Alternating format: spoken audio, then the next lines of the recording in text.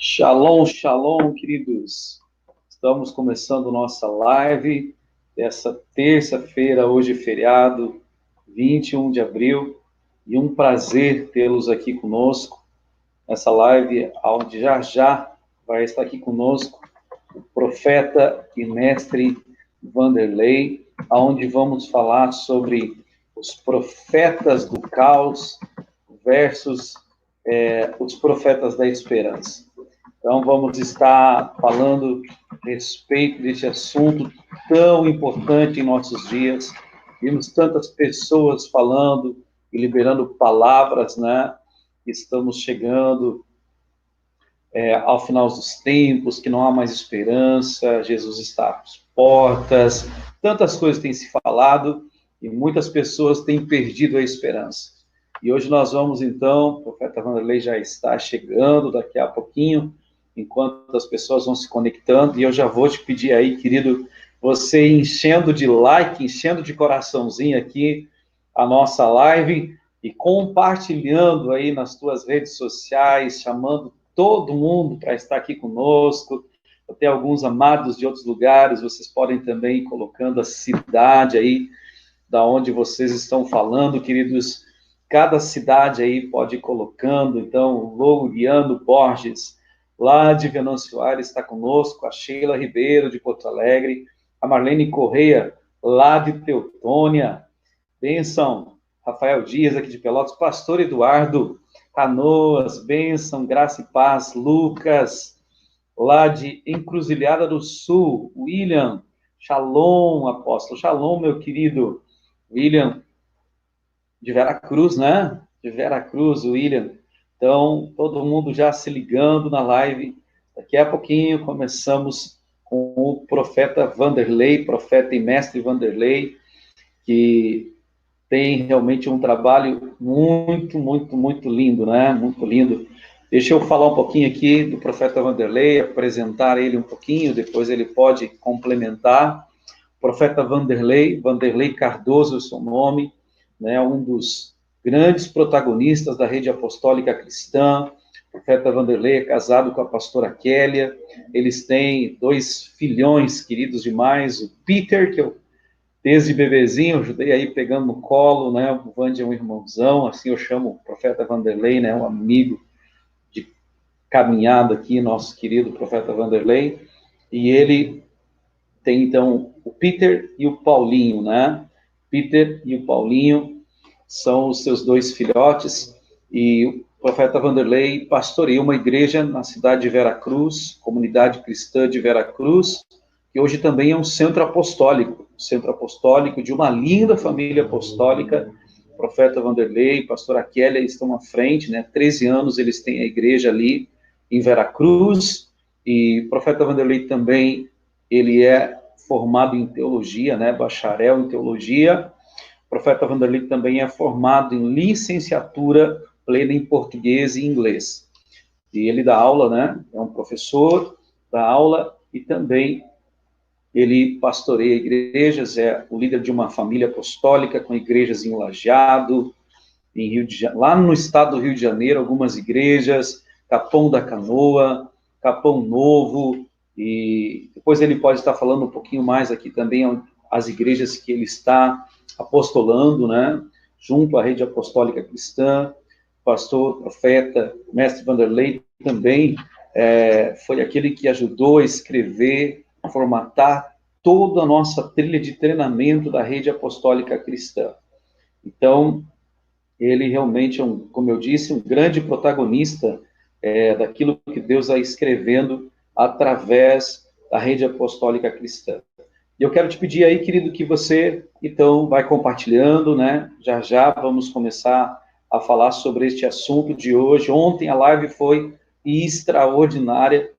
O apóstolo Ricardo realmente trouxe um ensinamento tão profundo sobre a relevância da igreja nesses dias, trazendo propostas dos valores do reino nas 7 áreas de influência da sociedade, nos 7 montes. E semana que vem nós vamos continuar com o apóstolo Ricardo. Estamos definindo o dia, eu vou dizer aqui para vocês, mas já quero também te convidando amanhã, às 18 horas, vai estar conosco o apóstolo Marcos Fernando, da Igreja Fogo, tem uma grande rede de igrejas também, com mais de 200 igrejas na África, com muitas igrejas no Rio Grande do Sul e Santa Catarina, Paraná. Amanhã ele vai estar conosco aqui, e na quinta-feira já está confirmado também às 18 horas, na live aqui que nós estamos nessa semana, o profeta Vinícius Iracete, profeta de Santa Maria, que Deus tem usado ele em muitas conferências pelo Brasil e pelas nações.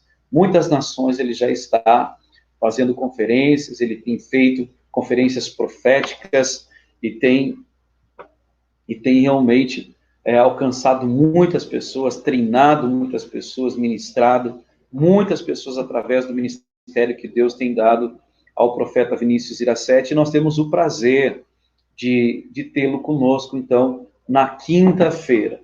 Estou ainda vendo para sexta-feira, já em seguida eu dou o nome de quem vai estar conosco toda essa semana, e semana que vem também continuamos com a live aqui, pela fanpage do Centro Apostólico de Pelotas. Você, querido, que ainda não curtiu a fanpage do Centro Apostólico, quero te pedir que você venha curtir, por favor, curte aí, curte as nossas redes sociais, o Instagram também, Centro Apostólico de Pelotas, as minhas redes sociais pessoais, quero pedir para você também curtir, para você também compartilhar, seguir, para que a gente possa cada vez mais divulgar a palavra, a mensagem de Deus, aquilo que Deus tem falado em nossos corações. Então, por favor, aí você pode ir te inscrevendo, compartilhando, curtindo, para que a gente venha levar o evangelho a todas as pessoas que necessitam, né? Então, nesses dias são dias de trazermos palavras, né, de esperança, palavras que vêm do coração de Deus, palavras que o Senhor tem falado ao nosso coração. No último domingo, eu trouxe uma palavra, está aqui na fanpage também do Centro Apostólico, falando a respeito, né, de Josafá, quando ali em 2 Crônicas 20, nações e exércitos se levantam contra o rei Josafá, que reinava sobre Judá, e vários, né, reis e exércitos se levantam contra ele. Então ele vai buscar o Senhor, ele convoca um jejum de toda a nação de Judá, de toda a tribo de Judá, e eles se levantam em jejum, eles se levantam em oração, buscam a Deus, e Deus dá uma direção para eles se levantarem em adoração, e eles adorarem ao Senhor em meio a toda aquela dificuldade. E o que acontece, queridos, é tremendo, é extraordinário aquilo que Deus faz com eles, aquilo que Deus ministra sobre eles, é extraordinário aquilo que Deus faz, a tal ponto que os inimigos acabam se destruindo, e eles vão e despojam os inimigos, eles têm vitória sobre os inimigos de uma forma tremenda através de uma arma espiritual que Deus tem nos dado, que é a adoração. Deus coloca eles a se posicionar. E nós estamos aqui em dias de nos posicionarmos. Estamos em dias de estarmos posicionados para viver tudo aquilo que Deus tem para nós, termos esperança daquilo que Deus tem para nós. A palavra evangelho significa boas novas, e são boas novas de esperança, são boas novas a respeito do reino. Jesus, ele veio trazer as boas novas do reino. Então, eu já quero aqui ir adiantando para você que nós temos e compartilhamos sempre boas novas. Então, meu querido amigo, profeta, mestre Vanderlei, já está aqui com a gente, é um prazer receber ele hoje, eu já vou adicionar ele aqui ao meu lado, né? Bem-vindo, profeta Vanderlei, uma alegria poder tê-lo conosco. Ontem estava nosso paizão espiritual aqui, nosso, né, eu digo meu, profeta Vanderlei, ministrando a respeito da relevância dos 7 montes. E hoje esse assunto tão pertinente que tu tens ministrado a respeito, né, de profetas do caos versus profeta da esperança. Quero te dar a oportunidade de te apresentar, falar um pouquinho com a turma, para depois nós ir para o assunto. Bem-vindo, querido. Obrigado, querido. Eu vou ter que me adaptar aí. Primeira live que eu faço junto com outra pessoa. Eu estou achando que eu vou virar o meu celular. Dou boa noite a todos. Eu tenho muita alegria em participar dessa equipe da Rede Apostólica. Logo conversamos mais. Vou virar meu celular. Vai lá, Estevão. Beleza, show de bola. Então, queridos, o profeta está se arrumando ali, se organizando. Nós estamos todos, né, nesses dias, nos reinventando. Alguém usou essa expressão, acho que é bem isso, né? Estamos nos adaptando a essas novas tecnologias, estamos aprendendo a trabalhar com tudo isso. Mas glória a Deus, porque o evangelho tem sido pregado e louvamos a Deus que temos essa oportunidade, cada um aqui que já está conectado. Quantas cidades aqui, né? Paulo e Cibele de Eldorado, a pastora Rose lá de Teutônia, a pastora Simone do Morredondo, a Viviane lá do Capão do Leão. Olha só, quanta gente querida aqui, a Lúcia de Encruzilhada, Helena Marques, alguns talvez eu não sei da onde são, que eles podem até colocar a cidade aí para a gente saber da onde estão falando aí, e não deixa de dar o teu like, não deixa de dar o teu coraçãozinho e compartilhar aí com os teus amigos. Não deixa de compartilhar aí com os teus amigos. Show de bola. Agora sim, tudo certinho, profeta? Vamos assim então, companheiro, assim fica mais tranquilo. Show de bola, beleza. Então, né, já falei aqui um pouquinho, né, da tua caminhada em Deus. Na verdade, eu não tenho clareza quantos anos tu tens de pastor, Vande. Sei que profeta, né, já fosse comissionado há alguns anos, mestre, né? Mas já tem mais de 20 anos de pastor, né? Sim, porque na verdade eu não fui ungido logo no início e eu trabalhei como pastor e eu já estava há mais de uma década trabalhando como pastor, daí eu pedi para o apóstolo Ricardo me ungir, mas eu sabia que esse reconhecimento não era, digamos, o mais importante é realmente trabalhar, como nós entendemos na rede, né, que a gente reconhece o pastor, profeta, apóstolo, não por aquilo que ele virá a ser, mas por aquilo que ele já é. Mas desde 98 eu estou pregando, substituindo o apóstolo Ricardo em Teutônia, trabalhando como pastor, desde lá, então, depois quando eu voltei de Goiânia, casado, com bacharelado em teologia. Então, fica difícil a conta, mas passa de 20 anos. Glória a Deus, que benção. Eu vou te chamar de Vande aqui, porque eu estou tão acostumado, né? Mas e eu gosto, acho muito bom.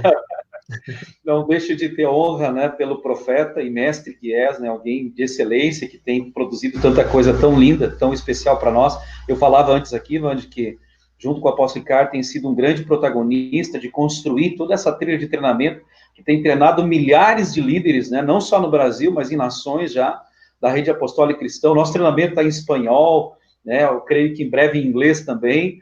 Já estamos passando aqui no Uruguai em espanhol, e tu foi um daqueles grandes protagonistas disso tudo, né?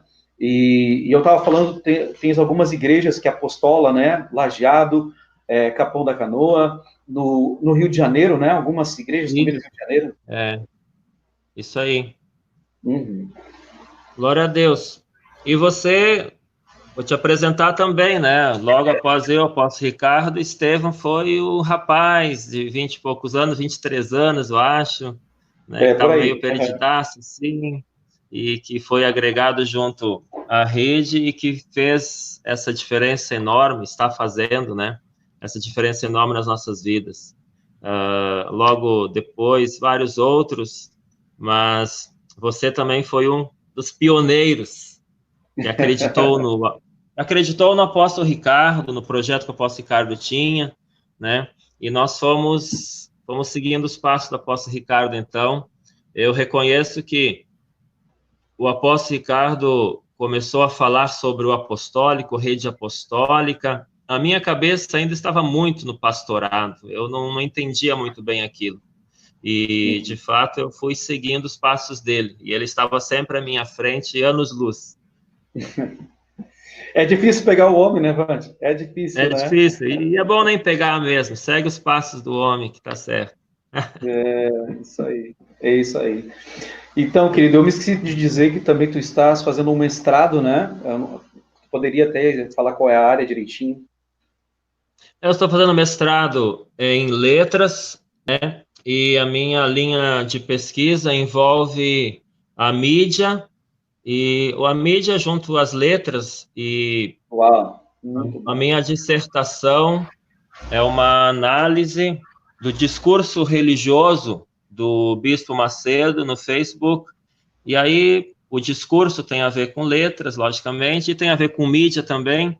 Então, eu quis, e tem a ver com a liderança dele também, eu quis aprender um pouco mais sobre esse fenômeno no Brasil e no mundo. Eu não quis apenas fazer um trabalho que eu enterrasse lá na faculdade, pronto. Eu quis juntar um pouco da faculdade, coisas relacionadas a letras, a coisas mais teóricas, com coisas mais práticas e que tem a ver com a nossa vida cotidiana, né? E está sendo muito bom. Estou no último capítulo agora e esse ano eu entrego e apresento o trabalho. Estou com 3 pós-graduações em andamento também, uma pós-graduação em Sociologia e Filosofia, outra em Língua Espanhola, então hoje eu estou dando aula em português, inglês e espanhol, e outra, esqueci, eu tenho 4, e eu tenho uma em gestão escolar também, mas graças a Deus... Não está estudando nada então, hein? É. Meu Deus, Sim. Quanto estudo, quanta preparação. Parabéns. O outro que eu tinha esquecido é exatamente o que nós estamos fazendo aqui, que é na área de EAD. Então, é na questão de ser professor EAD de ensino superior. Tem a ver com isso aí. Que legal, muito bom. Então, querido, tu tens falado nesses dias, né, como profeta, tens falado, né, ministrado a respeito dos profetas do caos versus os profetas da esperança. Queria que tu desse introdução, então, neste assunto, que é um assunto polêmico, né? A igreja que às vezes está esperando o anticristo, que está esperando que a igreja realmente esteja de malas prontas, que a igreja não seja relevante na sociedade, e eu sei que tu tens estudado bastante sobre isso e vem trazendo uma mensagem que confronta esses paradigmas para trazer o pensamento do reino, né? A perspectiva do reino. Então, te passo a bola aí contigo. Exatamente no mesmo dia que o apóstolo Ricardo pregou lá em Teutônia, nessa direção, eu também preguei aqui, e é o mesmo assunto praticamente, de maneira um pouco diferente. O apóstolo Ricardo dava lá em Teutônia todo o histórico de como muitos outros tempos tiveram problemas bem maiores do que temos na atualidade, e que não foi o fim do mundo, e que Jesus não voltou. Citou os vários momentos em que houveram doenças, terremotos, guerras mundiais, e Jesus não voltou. E da mesma maneira agora, como nós cremos, e ele também citou, o nosso trabalho como embaixadores do reino de Deus está tão longe do fim, que é impensável que Jesus volte logo. Jesus voltar logo seria basicamente, né, o patrão voltar muito, muito antes de termos cumprido a missão. Então, de certa maneira, enquanto uns estão torcendo para Jesus voltar logo, esta visão que nós temos pregado, na verdade, nós estamos dizendo, Jesus espera mais um pouco, porque nós temos que trabalhar mais, nós temos que produzir muito mais, nós precisamos dar muito mais resultado para ti, né? Então, é bem diferente do que o pessoal prega por aí. E aqui, justamente, eu preguei essa mensagem, profetas da esperança versus profetas do caos. Então, parte da igreja, e a grande parte da igreja, ela prega o caos por causa da sua visão escatológica, principalmente.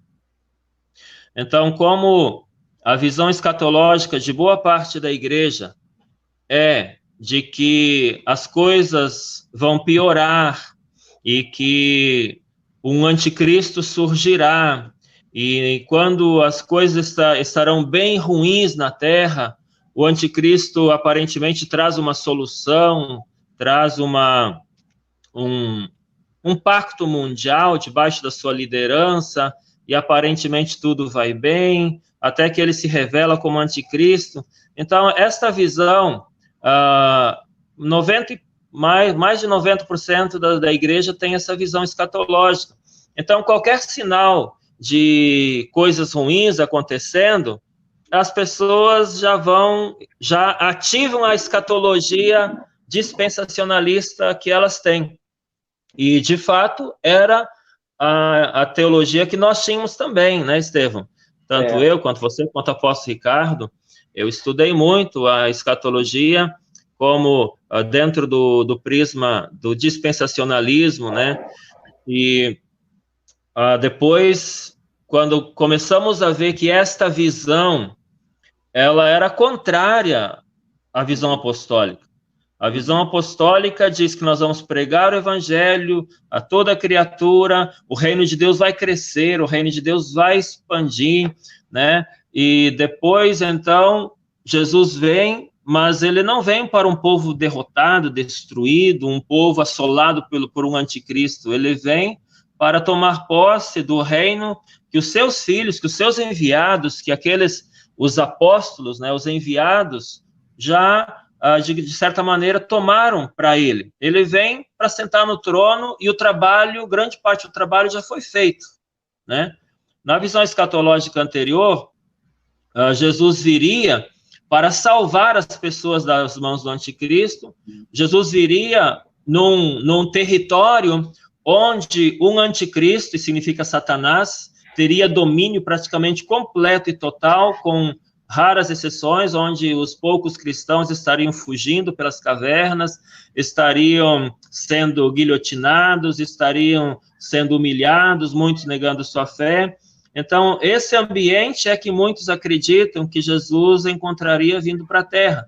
E na nossa percepção, Jesus virá para reinar sobre a igreja que foi estabelecida através dos seus apóstolos, através dos seus profetas, através do seu povo.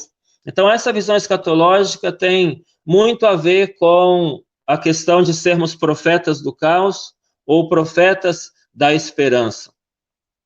Então, tendo em vista isso, eu ministrei que nós precisamos entender o tempo em que nós estamos. É bem lógico que Deus falou para Jeremias que, como profeta, ele iria destruir, ele iria construir, ele iria derribar, ele iria fazer acontecer. E há momentos na nossa vida que precisa de acontecer isso mesmo, de uma palavra forte, de destruir para construir, né?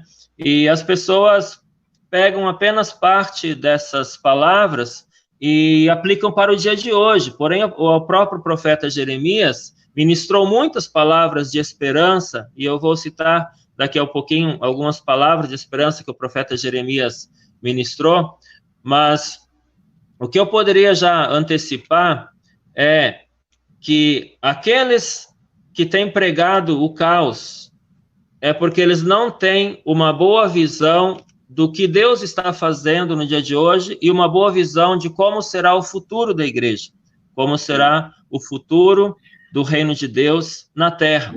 Estava falando, né, Vande, sobre essa questão dos teólogos dispensacionalistas, e o que nós estamos vivendo hoje, essa pandemia, para eles é um prato cheio, né, para defender que realmente as coisas vão piorar, porque pensam no governo único, o governo do mundo todo, né, pensam que realmente as coisas estão piorando, estão cada vez mais difíceis, que é o oposto do pensamento e da escatologia apostólica que tens estudado, né, dentro da rede, vários pastores, teólogos têm estudado sobre isso, e aí eles têm esse prato cheio para trazer essa perspectiva do caos, né? Mas quando a gente estuda sobre isso, a gente vê que não houve uma boa exegese de entendimento para essa antiga escatologia, né? Diferente da proposta que a grande maioria dos teólogos tem desde a época de Lutero, né? Desde 1500, porque na verdade até 1500 não existia essa perspectiva teológica dispensacionalista, não é isso, Vande? Até 1800 não existia. Esse prisma escatológico surgiu em 1830 com John Darby e com alguns escritos. Na verdade, em 1570, um padre escreveu algo sobre o assunto, mas isso passou como que despercebido. Aquele livro ficou tipo num porão, ganhando poeira, né? Que trouxe ele, né?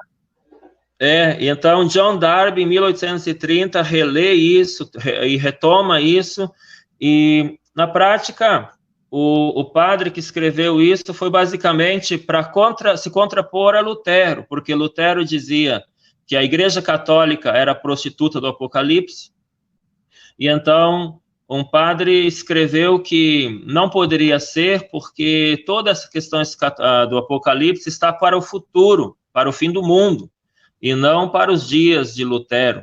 Então, foi dentro do sistema de contra-reforma da Igreja Católica que surgiu algo que deu início à escatologia dispensacionalista. Mas, paralelo a isso, também teve uma mulher, Margaret MacDonald, que era uma espécie de católica profeta, ou profetisa, ou profetada. Era uma mulher que recebia revelações, visões, e que não se sabe sobre a vida dela, se ela tinha uma vida com Deus, ou se ela era meio maluca, como Joana d'Arc. Mas ela supostamente tinha algumas visões, e ela viu algo relacionado às dispensações, e isso ajudou também John Darby a desenvolver. Na prática, então, as 7 dispensações da igreja são muito novas, elas têm 200 anos ou menos de 200 anos, então muitas pessoas acham que isso nasceu com Moisés ou com Abraão, e apenas tem 200 anos essa visão escatológica e dispensacionalista. E grandes homens de Deus não defenderam isso, né? Grandes homens de Deus não defenderam isso. Alguns chegaram a dizer que moda é essa que estão falando aí agora, né? Grandes pregadores da época de 1800 ficaram pasmos com o que John Darby estava ensinando. E claro que eu estava vendo sobre isso também, que quando houve as guerras mundiais, houve também muita baixa autoestima, falta de expectativa, falta de projeto, né? Muita melancolia, e tudo isso corroborou para que essa doutrina se propagasse, né? Se propagasse por todos os lados, né? Não quero desviar do foco aqui, mas só para trazer um contexto desse entendimento do dispensacionalismo, como afetou a teologia de muitas pessoas, né? E impediu de crer numa igreja que avance, numa igreja que venha manifestar o reino em cada lugar, né? Não desvia do foco, justamente os grandes momentos históricos da humanidade, principalmente com problemas graves, como a Primeira e Segunda Guerra Mundial, era um prato cheio para fortalecer esse tipo de visão da igreja, visão de futuro da igreja, visão de poder do diabo, porque então as pessoas atribuem que todo esse mal na Terra é graças ao poder do diabo. Essa escatologia futurista, ela dá muito mais poder para o diabo e para o anticristo do que propriamente para Deus. Eles vão dizer, não, lá no final Deus vence, né?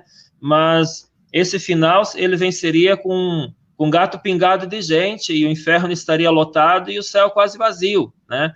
E o nosso trabalho todo aqui na Terra, o trabalho dos servos de Deus, desde da igreja primitiva, seria um trabalho quase nulo, para depois o anticristo ter grande sucesso na Terra, né? Sim. Mas, de fato, a Primeira e Segunda Guerra Mundial ajudaram muito o fortalecimento de uma visão meio desastrosa de futuro, e também as pessoas imaginavam que elas precisavam sair desse mundo, né, para ir para a glória, porque esse mundo era muito sofrido, esse mundo era muito difícil, e sem falar que justamente nesse período surgiu o pentecostalismo, e não há grupo que ama mais falar sobre a vinda de Jesus do que os pentecostais.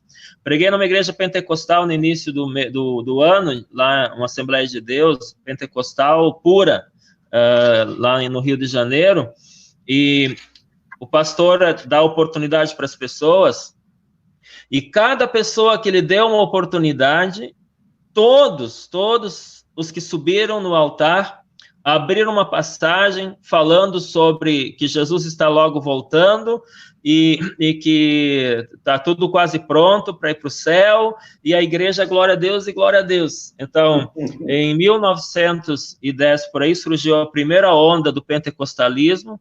Em 1950, surgiu a segunda onda do pentecostalismo, e em 70, a terceira onda, que são os neopentecostais. Mas justamente estava crescendo muito o pentecostalismo nos Estados Unidos, vindo para o Brasil, nesse período. Então, juntou tudo isso e parece que hoje essa visão escatológica futurista é Bíblia pura, e não é.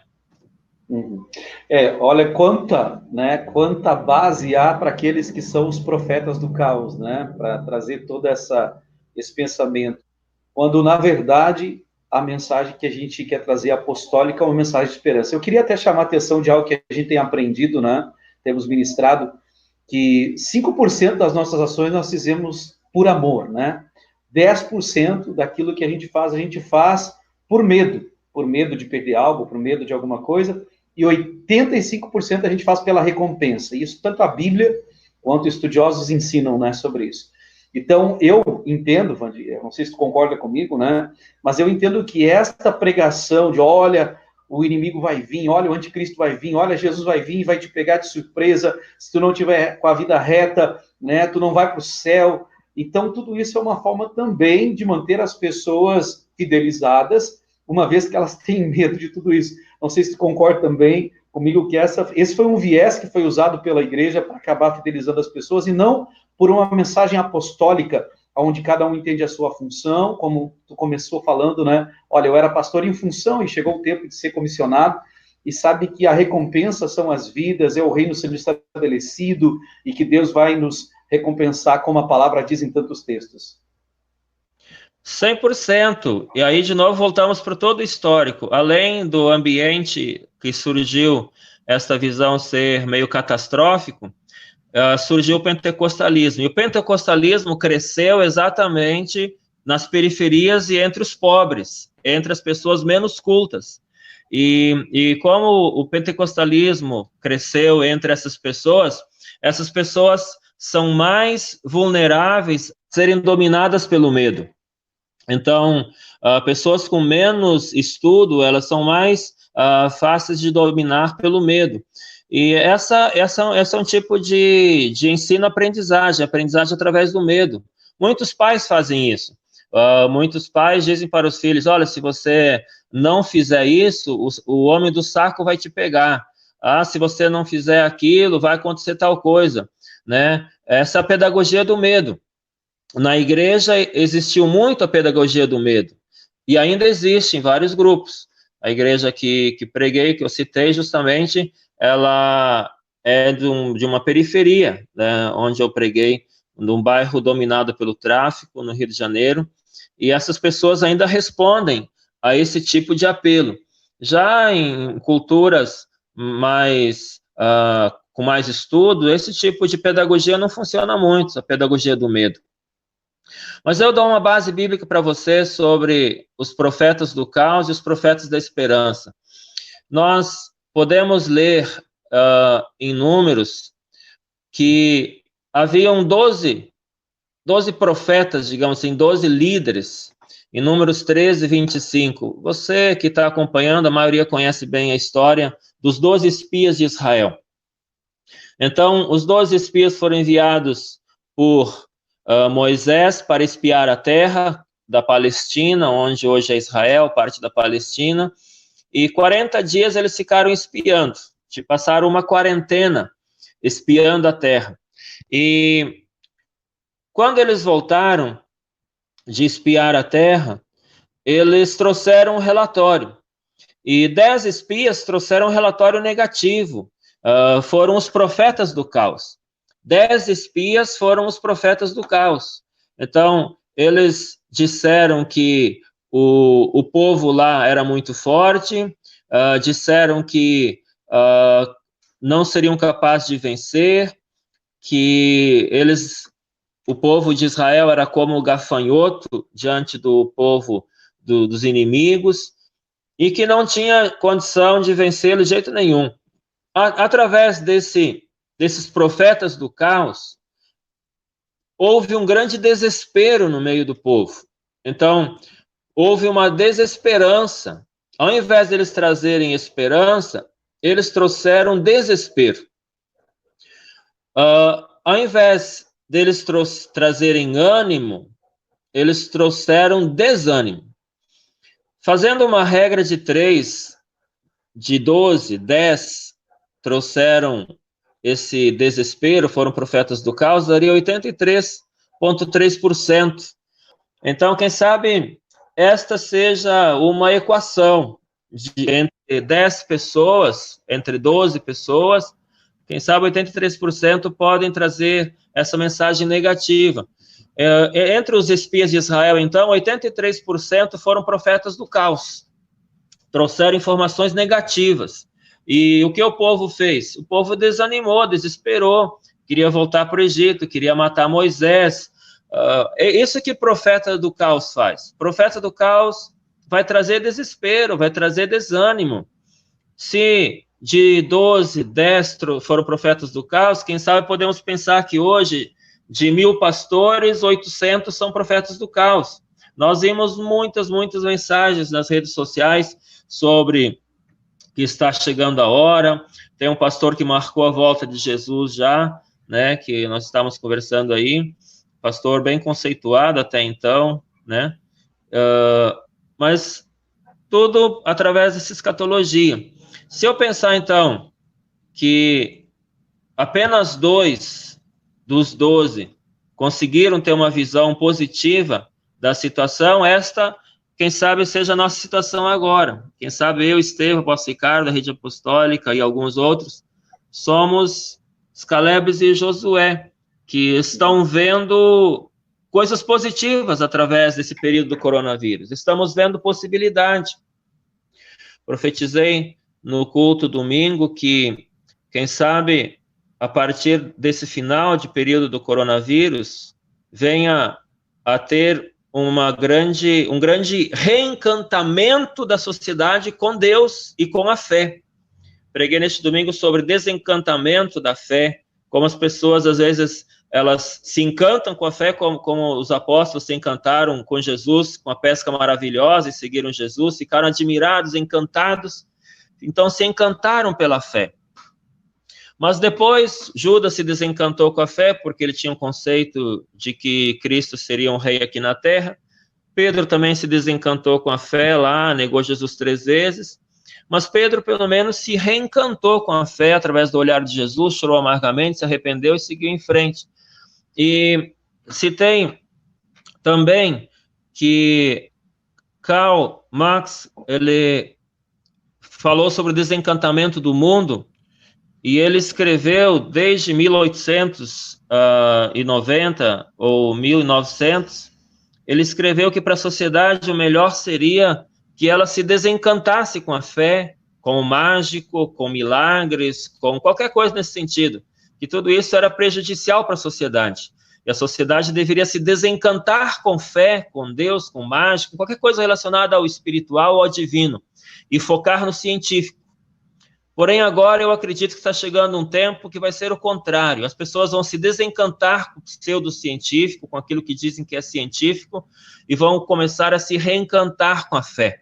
Então, ao invés de sermos profetas do caos, nós vamos ser profetas da esperança, e dizer que esse tempo, ao invés de ser um tempo em que as pessoas se desencantam com as coisas de Deus, elas vão se desencantar com a vida humana que elas vivem, com a vida natural, material, com a falta de respostas da ciência para problemas que estamos vivendo, com a demora das respostas. Imagina, morrendo tanta gente, e a ciência não está dando resposta ainda. Ela vai dar, mas demora. E ela não é dona da razão. A ciência que, num momento, pode estar respondendo bem a algo, lá na frente já não responde tão bem. Está aí Freud para dizer. Freud é bastante ultrapassado em muitos dos seus conceitos hoje. Mas a gente já dizia, Freud explica tudo. Mas hoje já podemos dizer, Freud não explica tudo. Olha só, né? Bem isso, né? Então, realmente, né, essa questão de esperança, eu até estava falando antes, onde preguei domingo aqui, sobre 2 Crônicas 20, e no capítulo 20, versículo 20, que muitos têm usado como base, né, para esse ano de 2020 também, crede em Deus e estareis seguros, crede nos seus profetas e prosperareis. E o contexto, né, desse texto, desse versículo, fala de Josafá se levantando, se posicionando em adoração, posicionando todo o povo em buscar a Deus, né? E o que eles tiveram de recompensa ali, de retorno, né? Eles foram despojar todo aquele exército inimigo que havia se terminado entre eles. Eu creio exatamente nisso, que Deus nos chamou para sermos profetas de esperança. Deus nos chamou para isso, esse é aquilo que nós acreditamos, aquilo que nós falamos. E eu até trouxe aqui queria corroborar com tudo isso que está falando, Vande, que existe no grego, para novo, duas palavras, né? A palavra neos e a palavra kainos, né? E quando a Bíblia fala de um novo céu, quando a Bíblia está falando de uma nova terra, principalmente 2 Pedro 3, não está usando a palavra neos, que é novo, né, recém-comprado, como exemplo de um carro, né? Fui lá na loja e comprei um carro novo, um carro zero, não foi usado, é novinho da concessionária. Mas também eu posso na loja comprar um carro novo, que é um carro preservado, guardado, e isso não é o neos de recém-fabricado, mas é o kainos, de conservado. E essa palavra kainos no grego também significa restaurado, renovado.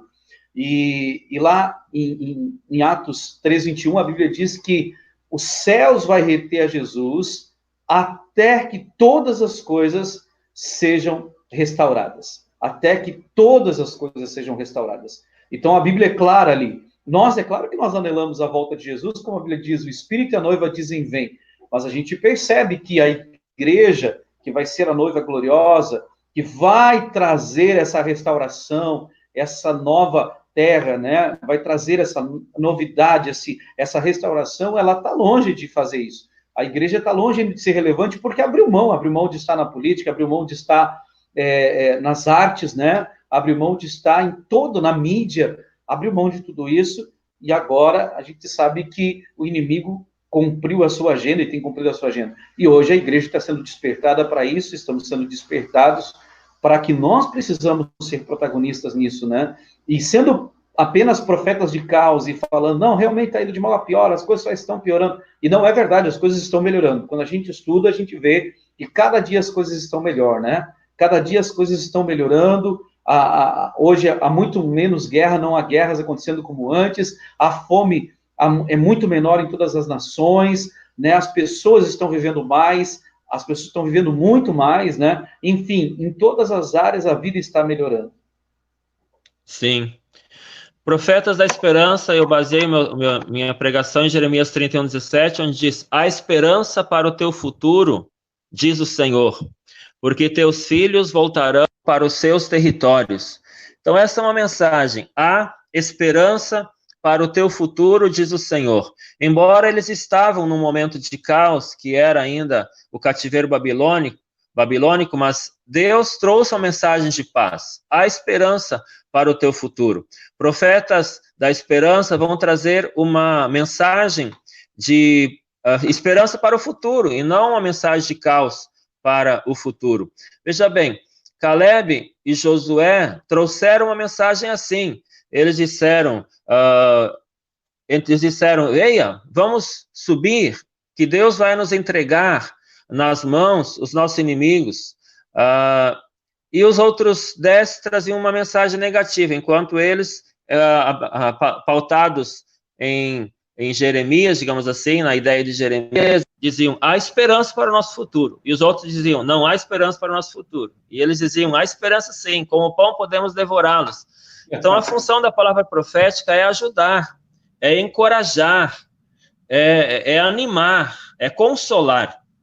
E não desanimar, não desesperar as pessoas, e não trazer um peso sobre a pessoa, trazer um desespero sobre a pessoa. Isso não é profético, isso é agouro. E o profeta também, ele causa, né, Vande? Ele vai gerar um destino, né? Ele vai gerar isso nas pessoas, né? E a gente tem essa perspectiva profética, né? Exatamente como tu falou, que ele edifica, ele consola, ele exorta, né? Então a gente está aqui para liberar uma palavra de ânimo, de esperança sobre as pessoas. Talvez as pessoas digam, mas eu não tenho expectativa nenhuma das coisas acontecendo. E sabe, tenho ministrado sobre isso, Vande, todos estão nos acompanhando, muita gente aí. Um abraço a todo mundo que está nos acompanhando aí, queridos. Né, vai colocando aí a cidade, te pedimos para ir compartilhando essa live tão rica aqui, vai compartilhando, vai curtindo, vai dando like aí, e Deus tem falado muito comigo a respeito de Eliseu, né, porque nós temos muito a ver com Eliseu nos nossos dias também, porque Eliseu foi aquele cara que levantou uma geração apostólica, né, Eliseu foi aquele que impartiu a Jeú, e Jeú foi lá e confrontou Jezabel, né, acabou destruindo todo aquele plano demoníaco de Jezabel e de Acabe, Então, nós temos muito a ver com Eliseu, que ele era um filho espiritual de Elias, aquele que teve porção dobrada da unção. E quando a gente olha o ministério de Eliseu, assim que ele assume o ministério de Elias, e tu és até o pai apostólico de uma família apostólica chamada Aderê, né, que significa a unção, a capa, né, que é transmitida com porção dobrada, tem tudo a ver com isso, né, está debaixo dessa palavra profética. A gente vê que Eliseu, no meio do caos, no meio da fome, né, fome, morte na panela, ele não se amedrontou. Eu até esses dias falei numa live aqui, preguei no culto aqui também, que muitas pessoas pregam sobre a morte na panela, mas o contexto, o grande entendimento não é da morte na panela no texto ali, né, que a gente vê em 2 Reis 2, 13 e 4, né? Ali, o que a gente vê é que Eliseu faz um ato profético e transforma a morte em vida, né? E aqueles profetas que não tinham mais esperança, que estavam morrendo, estavam com fome, agora a unção, a palavra, a bênção liberada ali gera milagre, mata a fome daqueles profetas, e em seguida Eliseu ainda multiplica os pães para os profetas, ali, tudo isso 2 Reis 2, 13 e 4, né? A partir daquele momento. Então, olha como Deus tem me ministrado sobre isso, e falando como Eliseu entendeu a sua função profética. Ele chega na cidade, as pessoas se queixam para ele, Jericó, e dizem, olha, a cidade aqui não produz, a cidade, a água é ruim, a terra está amaldiçoada, e ele abençoa aquela terra, ele ora naquela terra, e Deus muda aquela história. Eu também creio que mesmo que a gente está vivendo essa situação, as pessoas estão com um pouco de medo, isoladas, nós estamos aqui para liberar uma palavra de bênção, uma palavra de restauração, uma palavra de ânimo, uma palavra de milagre, porque o nosso Deus vai operar na vida de cada um, e a palavra profética é que causa, que gera, que libera tudo isso, né? Então, aqui estão profetas da esperança, queremos ser como Caleb e Josué. Amém. Um grande profeta da esperança foi na restauração da cidade de Jerusalém, no cativeiro babilônico, que foi um camarada chamado Zacarias. Em Zacarias 9:12 está escrito, voltai à fortaleza, ó presos de esperança. Também hoje vos anuncio que tudo vos restituirei em dobro. Então, no final do caos do cativeiro babilônico, a expressão usada é presos de esperança. É muito linda essa expressão, porque eles foram, digamos, presos, prisioneiros, cativos, viveram num cativeiro por 70 anos, mas agora eles não eram mais cativos de um general, de um rei, de um reino, ou da Babilônia, ou da Pérsia. Eles eram cativos da esperança.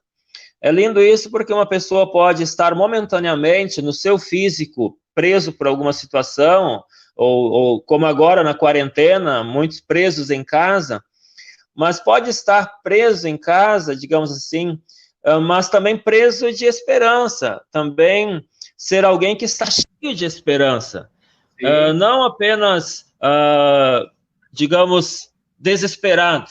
Então, nesse sentido, a gente poderia dizer que há pessoas livres, presas, né? Pessoas livres, mas dentro de si não tem esperança.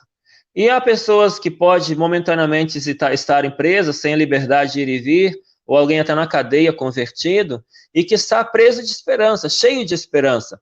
Então, o profeta Zacarias profetizou no tempo do retorno do povo de Deus, do cativeiro babilônico, em torno de 520 antes de Cristo. Ele se referiu aos presos como presos de esperança e não presos de um sistema. Eles não eram mais cativos de uma situação, mas como agora nós não precisamos ser cativos, né, do Covid-19, embora estejamos passando a situação. Podemos passar a situação com o coração cheio de esperança. Esperança, então, que logo a seguir vai haver um avivamento na igreja, esperança que logo a seguir muitos familiares vão se voltar para o Senhor, muitas pessoas estão se voltando ao Senhor, os nossos cultos na internet têm alcançado muita gente que não vinha na igreja, né, e pessoas têm comentado e gostado das lives.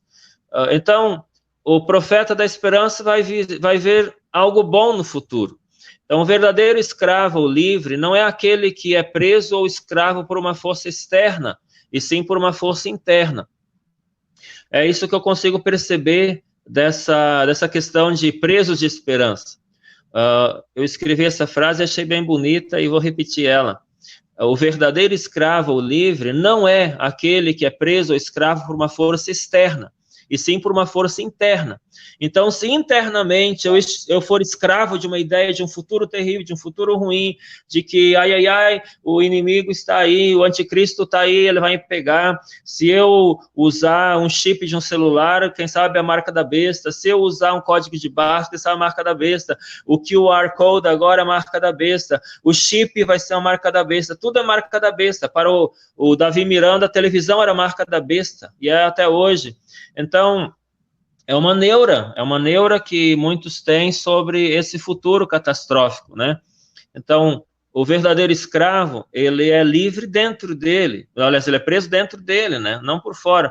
E o verdadeiro livre tem uma liberdade interna. Então, preso de esperança é alguém que pode estar momentaneamente preso por uma situação, limitado financeiramente, as coisas ainda não aconteceram, o ministério ainda é pequeno, o trabalho ainda é pequeno, a igreja ainda é pequena, mas aqui dentro tem uma esperança grande, tem um sonho grande, né? Tem uma certeza grande de que grandes coisas o Senhor fará nas nossas vidas. Uau, que forte isso, muito bom. Eu amo esse texto e exatamente, né, fala, em outras palavras, né, Vande, decidiu estar preso à esperança. É isso que a gente tem que estar nesse tempo, né? Não vamos nos render e nos aprisionar ao medo, à falta de esperança e incredulidade, até porque a esperança é a base da fé, né? A Bíblia fala claramente, né, que a fé é a certeza das coisas que se esperam, né? Se eu não espero, se eu não tenho esperança, eu também não tenho fé. Então, que texto fantástico esse, que texto maravilhoso. Querido, se foi praticamente 1 hora já, tão rápido, né? Então, tão produtivo, né? Como o assunto é bom, sim, passa rápido. Eu vou citar um texto ainda que Esdras fala sobre Zacarias, para a gente concluir e ver a importância do profeta da esperança sobre a liderança. Escuta aí Esdras 6,14. Os líderes israelitas progrediram na construção do templo, animados pelas mensagens do profeta Ageu e do profeta Zacarias, filho de Ido. Eles terminaram o templo conforme as ordens do Deus de Israel e de Ciro, Dário e Artaxerxes, rei da Pérsia. Então, os líderes progrediram na construção do templo, os líderes avançaram na construção dos projetos de Deus, animados pela voz dos profetas. Então, os profetas da esperança vão trazer combustível para a liderança. Os profetas da esperança vão trazer combustível para aqueles que estão construindo, para aqueles que estão construindo o templo, para aqueles que estão construindo a igreja do Senhor. Os profetas da esperança serão aquele combustível. Então, escute novamente essa palavra. É um testemunho de Esdras a respeito de Zacarias. Os israelitas, os líderes israelitas progrediram na construção do templo, animados pelas mensagens do profeta Ageu e do profeta Zacarias. Olha a importância que nós, que temos voz profética, temos sobre a liderança, sobre as pessoas da igreja. Se nós trouxermos uma palavra de ânimo, de avanço, de progressão, de progredir, então essas pessoas serão animadas. Vale ressaltar para todos aqueles que talvez vão nos criticar porque nós não falamos que não acreditamos que há um anticristo logo em seguida e que haverá caos no nosso futuro. Vale ressaltar que nós acreditamos na volta de Cristo, que nós acreditamos que Jesus vai vir, mas não vai vir para uma terra desolada, uma terra bagunçada, uma terra destruída, cheia de trevas, uma terra onde Satanás domina. Ele virá para uma terra onde os filhos dele colocaram ordem nessa terra. Os apóstolos, os profetas, a igreja apostólica colocou ordem nessa terra. E muitos desses líderes estarão nos governos, muitos desses líderes serão presidentes de nações, muitos líderes da igreja serão prefeitos, serão governadores, serão aqueles que estarão nos montes para estabelecer o reino de Deus na terra. Então, nós acreditamos na vinda de Cristo, na volta de Jesus, acreditamos que vamos ter esse encontro com Ele, mas não a maneira que a antiga escatologia falava, mas de uma maneira vencedora. Amém. Até porque a gente tem falado, né, Vande, tem entendido, compartilhado, e todos estão conosco, que o Espírito Santo não vai ser frustrado, né? A obra dele é nos levar ao estabelecimento do reino de Deus. O reino de Deus ele vai crescer até tomar toda a terra, e a palavra é clara, né? Que ele vai tomar toda a terra. Então, a gente realmente tem essa expectativa, somos prisioneiros da esperança, profetas que animam. Que palavra linda essa de Esdras, hein? Os profetas ali animavam o povo. Então, nós estamos aqui para te animar hoje, querido, você que está conosco, que vai compartilhar. Seja cheio de esperança, seja cheio de fé, seja uma pessoa aí que toma posse dessa palavra, essa palavra profética. E agora, para a gente encerrar, eu queria, profeta Vanderlei, que tu pudesse orar, liberar uma palavra sobre todos que estão nos ouvindo, uma palavra de ânimo, uma palavra de fé, uma palavra de esperança. O pessoal nos salientou aqui que precisamos orar por chuva. É verdade mesmo, né? Precisamos orar por chuva, né? Porque estamos passei agora pela represa aqui em Pelotas. Olha, está muito baixo o nível, não sei, nas últimas décadas não esteve assim, várias décadas não aconteceu isso. Sim. Então precisamos realmente de oração. Queria que a gente pudesse, final dessa live aqui, está tão gostosa, mas depois eu também tenho reunião com meus líderes, então a gente vai ter que encerrar em seguida, mas outro dia, quem sabe, nós falamos um pouquinho do reino, né? Precisamos entrar ainda nesse assunto do reino. Então eu queria te pedir aí para te orar por nós, liberar uma palavra aí como profeta de Deus sobre as nossas vidas. Amém. Não dê atenção aos profetas do caos, aqueles que gritam e buscam sua atenção. Dê atenção aos profetas da esperança, aqueles que falam coisas boas sobre o futuro. O nosso Deus não pode fazer nada com o passado. O presente passa muito rápido, porém o nosso Deus pode fazer muita coisa em relação ao nosso futuro. Coloque o teu futuro nas mãos de Deus. O teu futuro é um livro em branco nas mãos de Deus. Ali ele vai escrever a tua história. Então, dê atenção aos profetas da esperança. Não dê atenção aos profetas do caos. A mensagem apostólica é uma mensagem de vitória, de esperança, de estabelecimento do reino de Deus.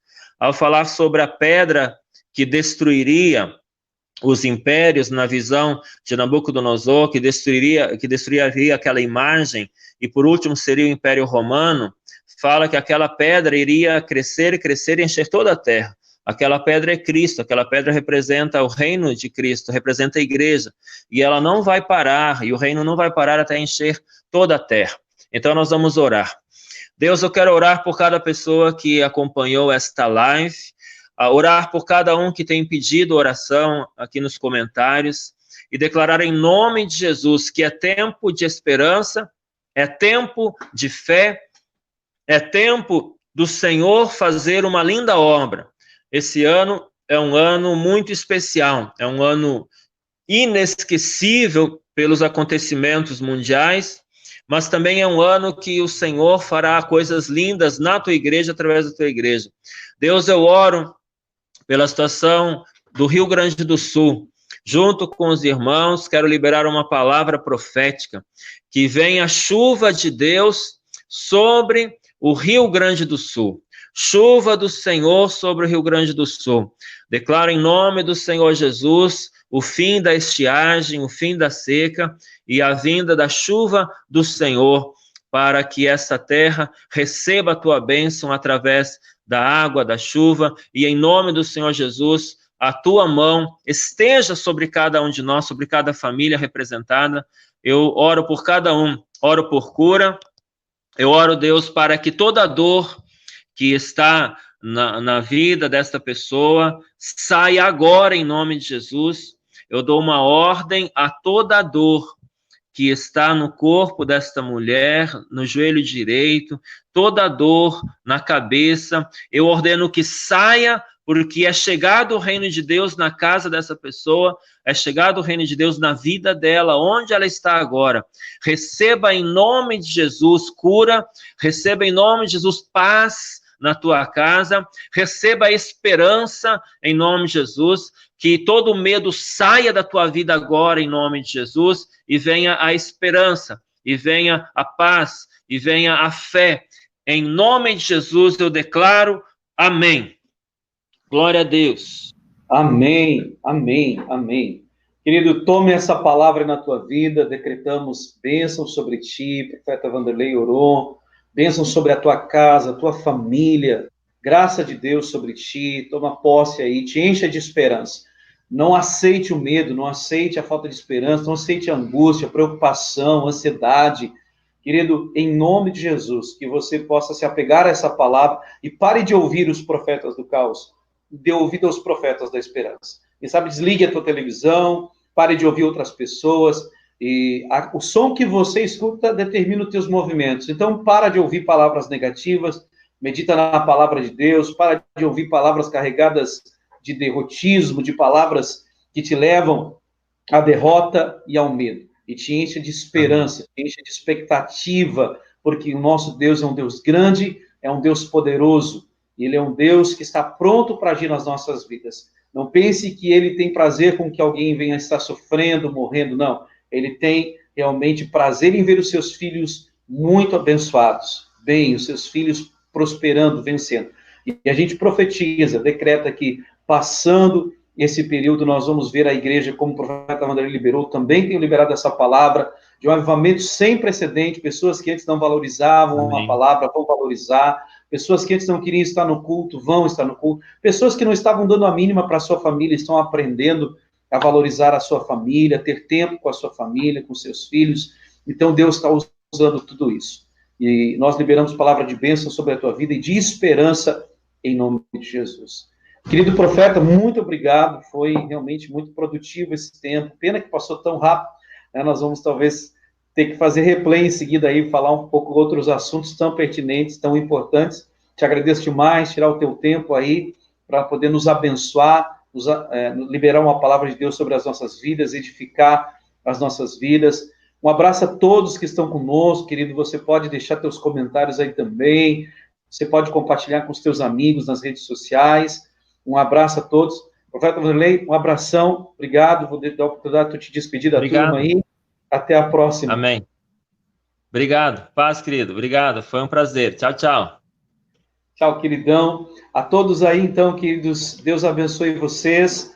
Deus abençoe todos. Amanhã, né, já quero convidar você aí. Amanhã nós vamos estar também aqui, nessa semana inteira, nós vamos ter live às 18 horas. Estamos aproveitando essa ferramenta que Deus tem nos dado. Ontem fomos abençoados pelo apóstolo Ricardo, e ele falou da relevância da igreja, uma palavra tão forte, ele trouxe o entendimento, e ele disse, né, que tudo que a história tem se construído, tudo que tem se construído na história, depende, e a igreja foi fundamental em tudo isso, né, dependeu da ação da igreja, e hoje a igreja também vai ser relevante. Hoje ouvimos sobre a importância de estarmos apegados à esperança, né, de deixarmos a esperança governar as nossas vidas e ouvir os profetas da esperança e não os profetas do caos. E amanhã vai estar conosco o apóstolo Marcos Fernando, da Igreja Fogo, que ele tem uma rede de igrejas aqui no Rio Grande do Sul, Santa Catarina e Paraná,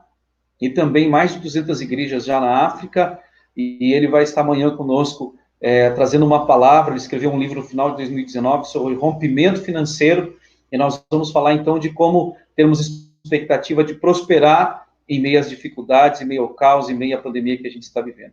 Então, querido, obrigado pela tua companhia, obrigado por você estar aqui conosco, obrigado por estar compartilhando. Deus abençoe demais a tua vida. Não esquece aí de encher de like, de coraçãozinho, de compartilhar com teus amigos. Bênção sobre a tua vida, graça e paz. Até amanhã, às 18 horas. Beijão, abração. Fica na bênção, querido.